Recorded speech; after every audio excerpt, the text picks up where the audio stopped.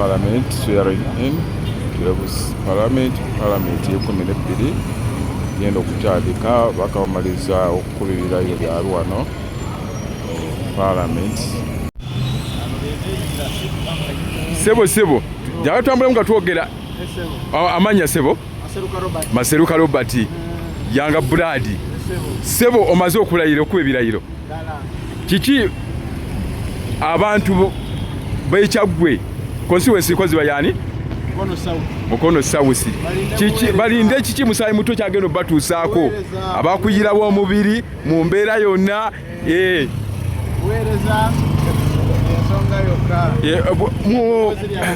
munaku ekikumi kiki kyosuubira okutandikirako okusookerako nga ggwe nti constituency eyo kubanga mujja n'ebirowoozo byanjawulo nate n'ebifa mu kitundu ebyabalonzi eremereddwa okumala emyaka 4 siyinza kwewanna ku 10 kuba tomanyi kiki kiriyo tumale okutuukayo tulabe ebiriyo tulyoke twogere ku bintu naffe bye tulabyeko naye kye basinga mu nnaku 10 batunuulire eddoboozi lya mukulaba nga lituuka kati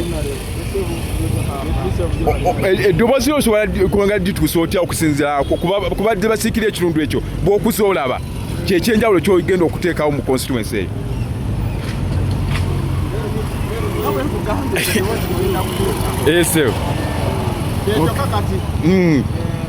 Okay, osuubira Parliament bw'onoogimirako n'oba olina kyokyusizaako? Tulabyeko bajja bavayo nga balina bye bakoze twagala okutambulira mu bigere byabwe. Okay, kati yanze Sebo Maseruka amaze okulayira ogenda okutuweereza obutuukizi obuweereza eri abantu mulonze Jagala Segajja tulwana ku Parliament tugera okulefuna ababa bamaze okulayira nga tubana kuddayo ne batubuulyamu ebitonotono ku ebibasuubira okukolera abantu. Mwarondera bwereere essaawa eya leero tumaze okulayizibwa era offices ze mwayagala okutusindikamu luli tumaze okutuuka. Mulimu ogusinga byonna okulaba nga abantu abaakira ne batuwa emitwalo n'emitwalo egy'obululu eddoboozi lyabwe lituuka. Abantu abo baatulonda nga bakkiriza ntusobola okubaako ekyenjawulo kyetukola mu bitundu byaffe. So omulimu gwaffe omukulu ng'ogyeko emirimu gy'omubaka wa Parliament twagala okusobola okulaba nga Mukono South waneetegeerekeka okusookera ddala nti waliyo omukiise afaayo ku bantu be naye ate n'ekyokubiri okulaba nga embeera eri mu ggwanga kuba tenyigiriza yokka gyenva enyigiriza abantu mu ggwanga lyonna bwetwogera ku malwaliro bwetwogera ku masomero bwetwogera ku infrastructures bwetwogera ku policies ezitali ntuufu ezigenda maaso mu ggwanga lyaffe tusuubira nga tuba twogeredde eggwanga lyonna era nga tukikiridde eggwanga lyonna ekisinga byonna kwe kulaba nga emitwalo n'emitwalo obukadde n'obukadde obw'abantu obuli ku ludda olunyigirizibwa n'abannayuganda bonna kubanga ffenna waliwo ebitunyigiriza yonna gye tuli tufuba okulaba nga amateeka agakolebwa si gaffe ng'ababaka ba Parliament wabula gaabo abaatusinga.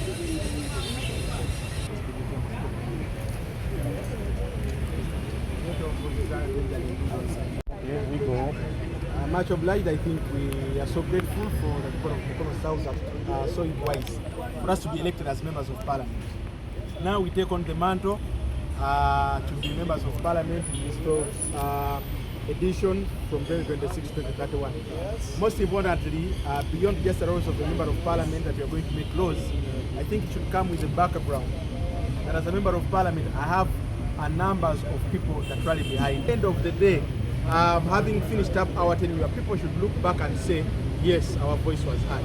That is the sole reason we are here, and I think it is entirely premised upon us to make sure that this mantle gets fulfilled.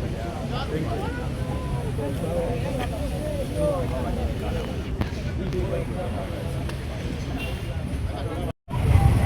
Just going to be what we are going to struggle with. Honorable, yesterday it was a very great day, let me say that. We saw the president of Uganda, that's the new elected president, to fight corruption, because corruption is now everywhere and it now exists. It has been in our program, it has been in our manifesto that this term we will have to eliminate corruption in Uganda. In Uganda. And those ones who are planning to do it should know that they have no way to go out now. Because it's not their mandate. We have not put it in our mandate of NRM that corruption should be stopped. What's your last word to your people? I want to appeal to my people to unite. In this process of development, we need to unite together. You cannot do development as an individual. When you work together, we shall develop together. Your name is again and constituency? Nizama Siraj Ibrahim, member of parliament and account from Imbe district. Now, it is your first time to come in the parliament? No. Yeah? Huh? It is your first time? It's my second time. It's my second time. Hey. Okay.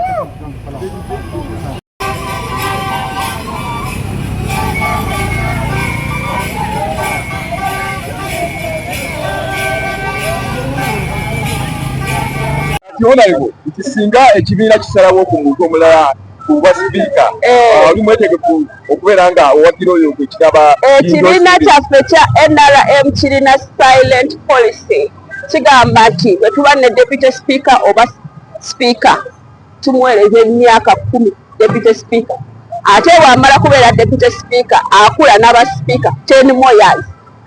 Anita Among has served almost only 5 years as speaker. It would be very bad for us not to give her.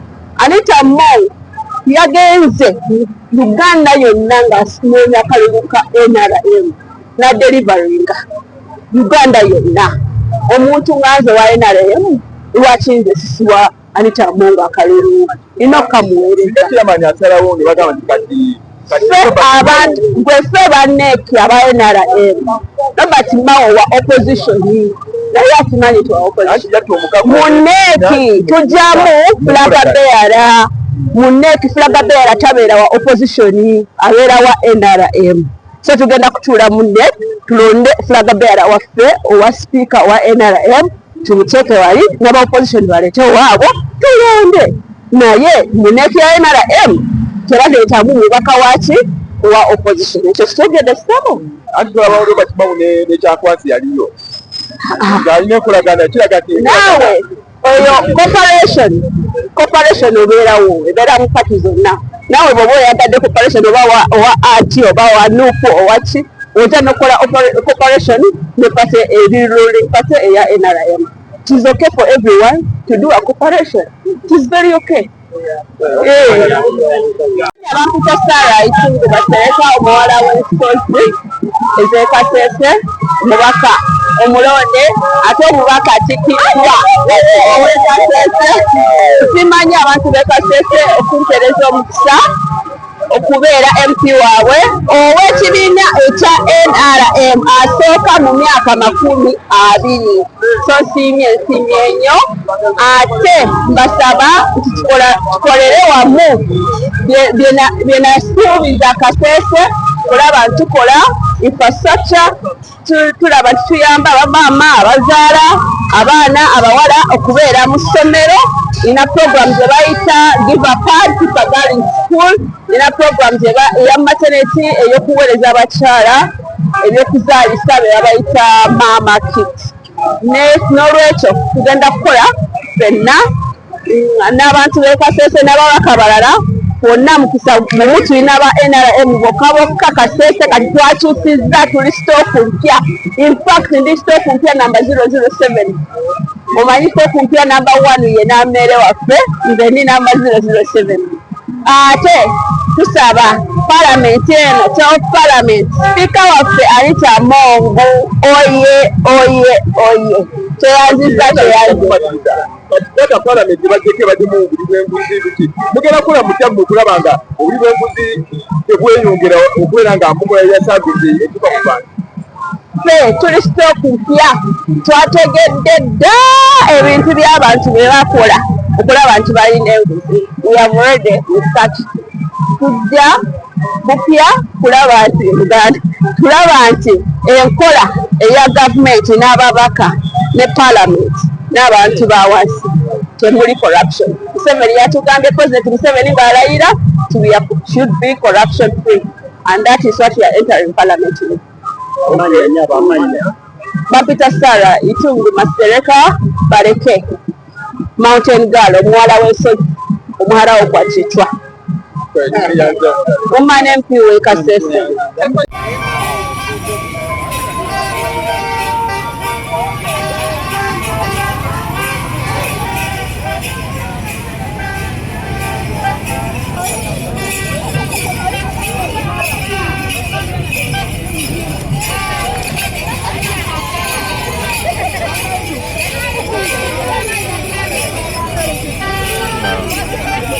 Moja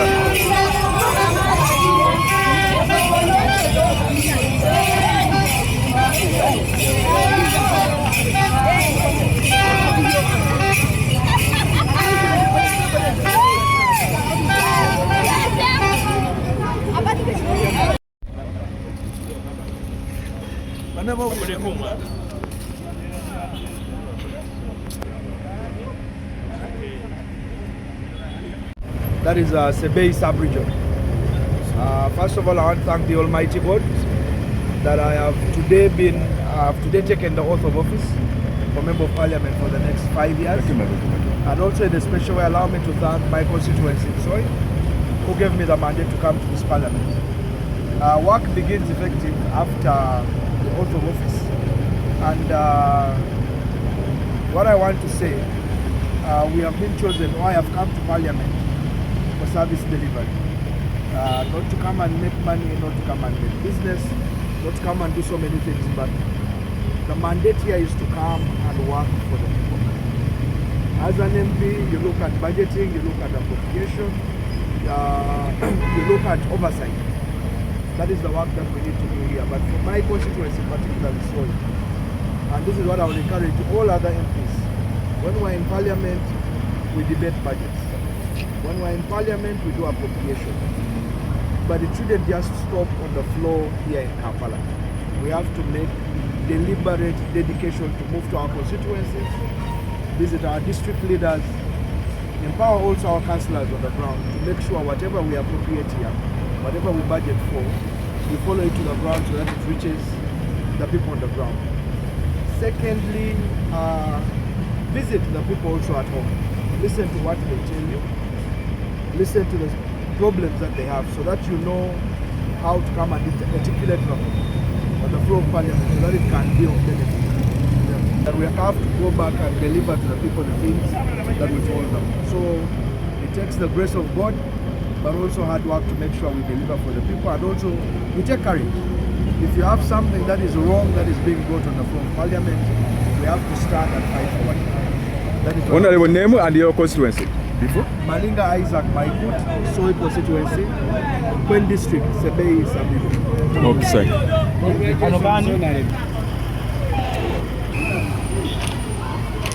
Temi da Uganda sigaja tubadde kwa nombaka nga anye yatubulya kuyagenda okola okuva oluvannyuma lw'okulayira wano tuli wano ku Parliament.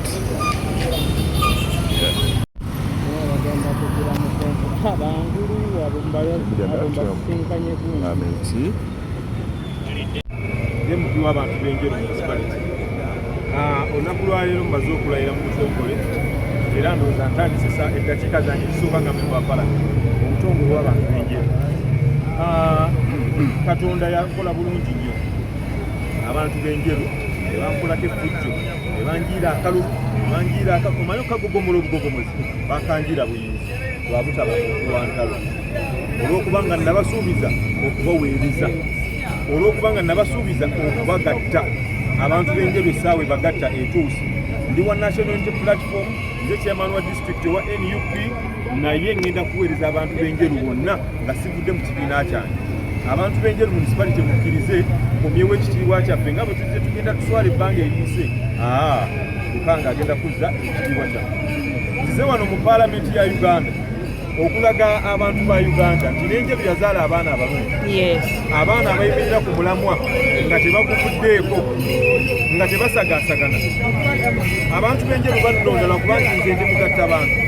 Parliament enezeemu abantu bangi era ebaddemu abantu bangi abakendeeza ekitiibwa kya Parliament ne bakendeeza ekitiibwa kya Uganda. nze omu ku bantu abagenda okuzza ekitiibwa kya paalamenti n'okuzza ekitiibwa kya Uganda nga tweta paalamenti ya Uganda. Nze ndi kumite ku nsonga eziruma bannayuganda ezo zisekuka era ziri non-negotiable. Ensonga eziruma bannayuganda nze nja okukalambirako entakera n'entakera n'entakera neyanzanyo oyo onalibo kozi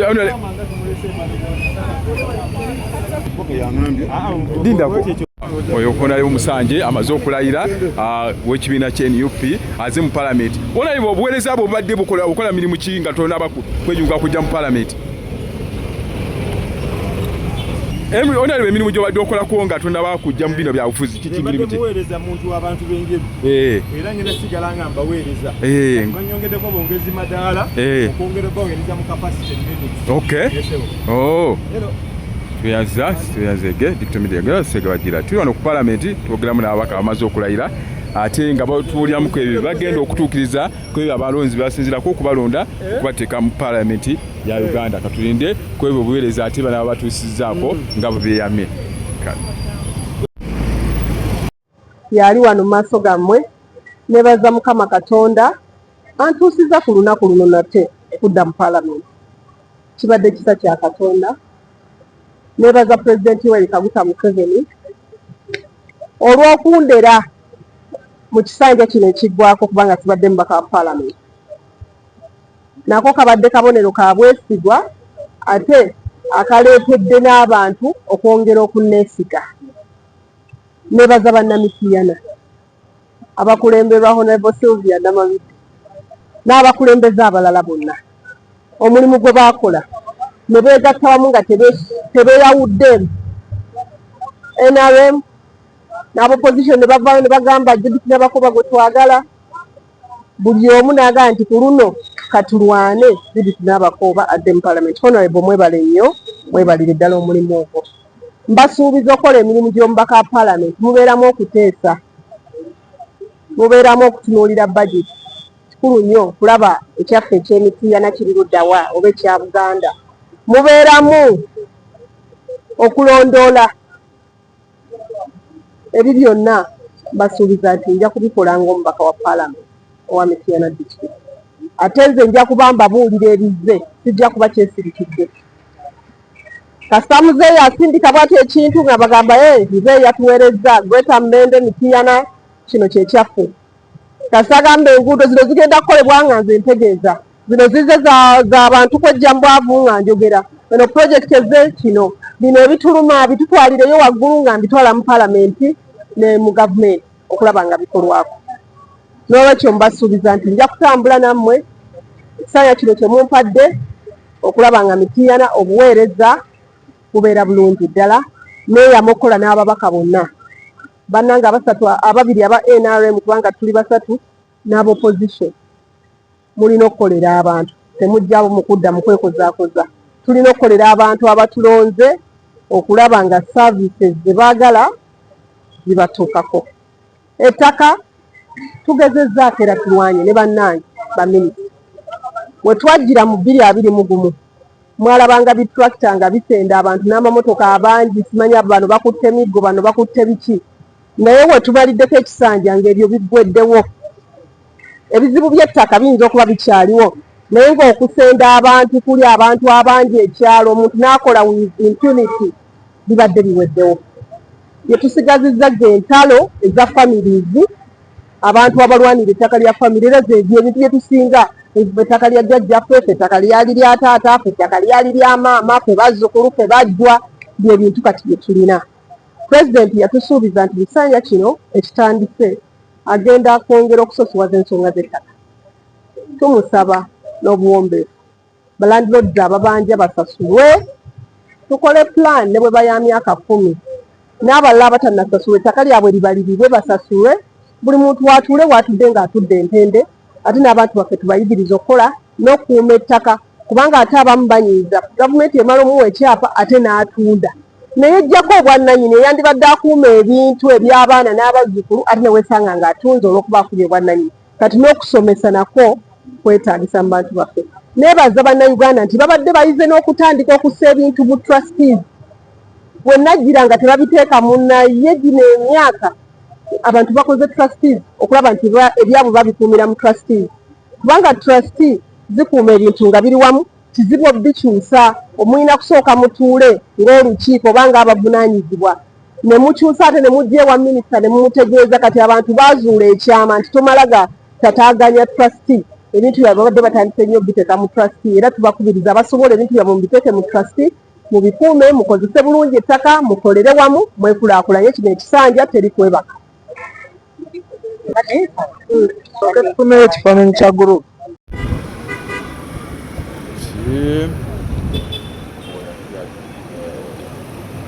The Parliament sharing ceremony.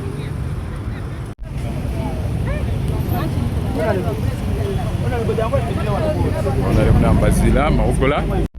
Nambazila Florence Musoke Yero Galo banasemba bwe yasinga okutegeera obulungi njagala okulala omukisa guno okwebaza Katonda kubanga maze okulayira okubeera ababaka abajjudde oba mumaze okulayira kati ndi mubaka ajjudde neebaza Katonda okumpisa mu bululu bwonna akalulu ka primaries n'aka generation ebyali byangu naye neebaza Katonda ate era neebaza Katonda ne bannasembabule bonna okusingira ddala abakulembeze b'essembabule ababaka onalebo Aine Sodo onalebo mama waffe minisita Nifa Kawoyo Mugwati onalebo Daisy Byuma General Shande njagala okulala omukisa guno okwebaza abakulembeze bonna ab'amagombolola ab'emiruka bachairmans b'okubyalo abantu baffe mwenna mwebale nnyo mwebalire ddala okunsindika mu buwanguzi ate ekisingira ddala okuntuma mbaweereza ngenda baweereza babadde tuli mu Kololo nga tulayiza Musei 7 galayira mwenna mumanyi Kamanda ne Chief natugamba kino ekisanja oba eno tutaamu teri kwebaka ate teri nguzi era ekyo kye tutandikirawo terina kuwummula okutandika ne Mande tugatandikirawo okukola so njagala okwebaza abantu mwenna n'okubazaamu amaanyi tugenda baweereza era omukisa gwe tulina bannasembabule tuli bumu tugenda kwongera okukolaganira awamu tuuse empeereza yaffe ku bantu baffe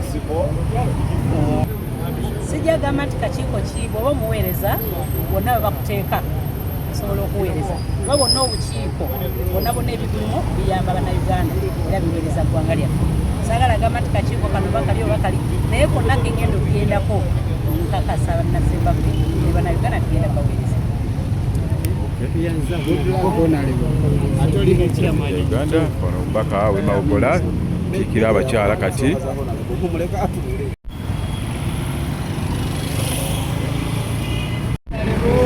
otherwise naligambye bannalutambala nti kiwedde okulayira tumaze leero nga 14 ogwokutaano embeera nelutambala era obyabuuza eryasa mukigo oyinza okunoonya n'ombulwa bampita kweka kukola kubanga twesuubiza twagala okukola olwali olusuuse ku butendere abaana bannange tubeere nga kisoboka okweyagalira mu ggwanga eririna ebyobugagga ebingi naye ate lifumekeddemu abantu abaavu abamu nga babeera mu bwavu okwasa ekyo neeyama tugamba twagala tugende mu gavumenti yonna gye munaalonda kuba twesimbawo nga ebutende avuga nti gavumenti yonna gye munaalonda obuvunaanyizibwa bwaffe tugenda kuba babanja mugabo gwaffe nga bwe wabeerawo ekintu kyonna kyonna ekyokugabana bannabutambala tebatuyita twagala tugabane twagala tuddebulira twetaaga ebisooka netwerowoozaako nga ffe abantu kuba buli kinoomu ng'abeera alina kyatunda n'afuna kusente njawulo ebeerawo abuli obufuzi embeeramu naye nga akitesi twalikolako okwogerako onsonga tusuubira okubeera n'olukiiko olwa Buganda mwabeerayo dda n'olukiiko tetwakola gwakuwuliriza babadde bakola twagala okutandika okwongera ku bintu ndowooza nga Mukama atubedde tugenda kuvaayo oluvannyuma lw'okuteesebwa n'ekiwandiiko namugaawo epulaani kiri ekwagala okukola naye nga twagala okukola ogedde kukola kikwongerako singa kugamba waliwo ensonga nnyingi eziyinza okwawula abakala okusinziira ku kibiina tebalondeddwamu naye ate ensonga ezitugatta awamu enkulu nnyo okusinga twagala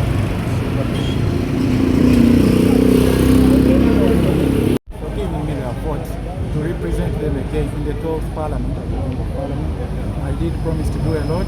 I've done a lot in my first term and I expect to continue doing what I've been doing and more. Continue doing more because now I'm a senior member, given that I'm going to be serving in the second term. So I expect to do much more than I've done in the past. What is that biggest thing that you people must look up to? The biggest, because the last achievements are past now. We are going to the next level and people expect a lot from you in this next tenure. Yes, so we are in English, we are first we have plans, we have plans, we have very many challenges. So I might not be able to guide you, but when you look at Mbale, for example, when you look at Mbale City, where I come from, where I represent, the regional referral hospital, the status in which it has been alarming, and over these 5 years, I've been advocating each and every year, and we've been sending money under the budget committee to construct an ICU, complex, and these are projects that are almost being completed, and there are some of the things that I have to focus on, that I'll be focusing on my second term, that will do finish and commission these projects. I did pass last year when we came to the term, we did pass a lot of new roads under the Usman project in Mbale City. This is one of the various things that I'm going to focus more on, the infrastructure, the roads in the city center. Many of them are terrible. Many of our people have been complaining, crying out to us and the neighbors. These are some of the things I expect to put a lot of attention on. When you look at areas to do with the total boy, these are hard to reach areas where many of our people cannot access drinking water. Being able to do personal projects to do with water, such that our people can have access to safe and drinking water. These are some of the projects that I expect to continue working on. When you look at our schools, many of them are in terrible states.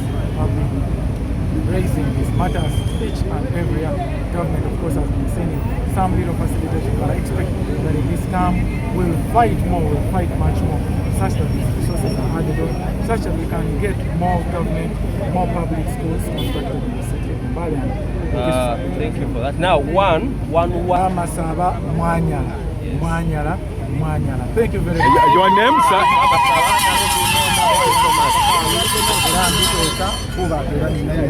Remains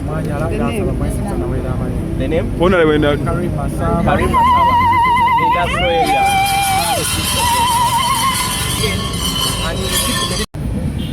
Mulimu programs oba projects endala zezize nga nkola ng'omuntu kinoomu ewa abantu bafe abasinga abalizo batunuulira nogamba nti mpaka wafe akole omuli okuwa health centers zonna mu constituency Butanda, Faliso, okubayambako wano na wano projects eza construction, okuba nti connecting abantu bafe ku mazzi aga gravitational flow mu bitundu ebyenjawulo.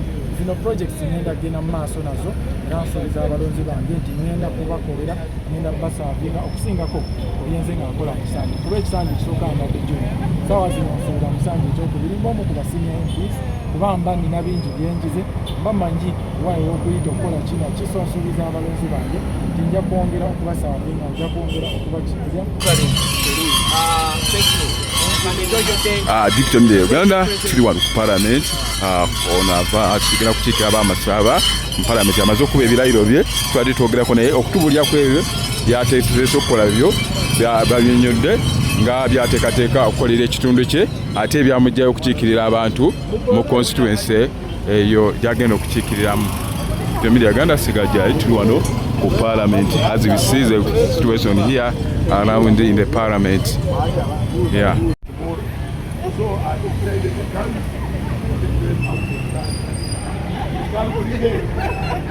Command!